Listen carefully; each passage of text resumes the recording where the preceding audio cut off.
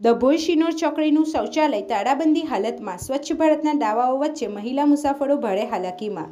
ડભોઈ એક તરફ કેન્દ્ર સરકાર દ્વારા દેશભરમાં સ્વચ્છ ભારત અભિયાન અંતર્ગત કરોડો રૂપિયાના ખર્ચે શૌચાલયો બનાવીને સ્વચ્છતાની મોટી જાહેરાતો કરવામાં આવી રહી છે, ત્યારે બીજી તરફ સ્થાનિક વહીવટીતંત્રની બેદરકારીના કારણે ડભોઈની મુખ્ય શિનોર ચોકડી પાસે આવેલું જાહેર શૌચાલય લાંબા સમયથી તાળાબંધી હાલતમાં ધૂળ ખાઈ રહ્યું છે। આ બંધ શૌચાલયના કારણે ખાસ કરીને મહિલા મુસાફરોને ભારે શરમજનક સ્થિતિ અને મુશ્કેલીઓનો સામનો કરવો પડી રહ્યો છે। હજારો મુસાફરોની અવરજવર ધરાવતો મુખ્ય માર્ગ ડભોઈની શિનોર ચોકડી એ આ વિસ્તારનો સૌથી વ્યસ્ત અને મહત્વનો ટ્રાફિક જંકશન માર્ગ છે। અહીંથી પ્રખ્યાત પ્રવાસન અને ધાર્મિક સ્થળો જેવા કે રાજપીપળા, સ્ટેચ્યુ ઓફ યુનિટી તરફનો માર્ગ, પવિત્ર યાત્રાધામ ચાણોદ અને કરનાળી કુબેર ભંડારી અને પોઈચા નીલકંઠધામ શિનોર આ તમામ સ્થળોએ જવા માટે રોજના હજારો મુસાફરો, પ્રવાસીઓ અને સ્થાનિક નાગરિકો આ શિનોર ચોકડી પરથી રાત દિવસ અવરજવર કરે છે।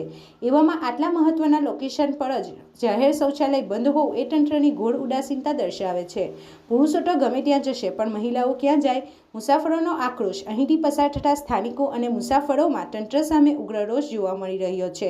ચોકડી પર બસ કે વાહનની રાહ જોઈને ઉભેલા મુસાફરોએ આક્રોશ ઠાલવતા જણાવ્યું હતું કે શૌચાલય બંધ હોવાને કારણે પુરુષો તો ગમે ત્યાં ખુલ્લામાં બેસીને કુદરતી ક્રિયા બતાવી લે છે, પરંતુ સૌથી મોટી સમસ્યા મહિલાઓની છે।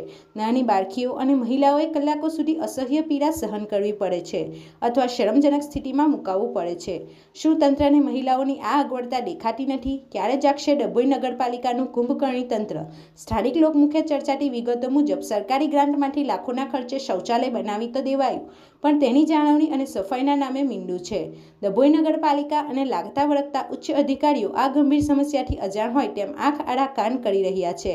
હવે જોવાનું એ રહે છે કે ડિજિટલ ઇન્ડિયા અને સ્વચ્છતાના બળગા ફૂંકતું ડભોઈ નગરપાલિકાનું તંત્ર આ અહેવાલ બાદ કુંભકર્ણી નિંદ્રામાંથી જાગશે ખરું?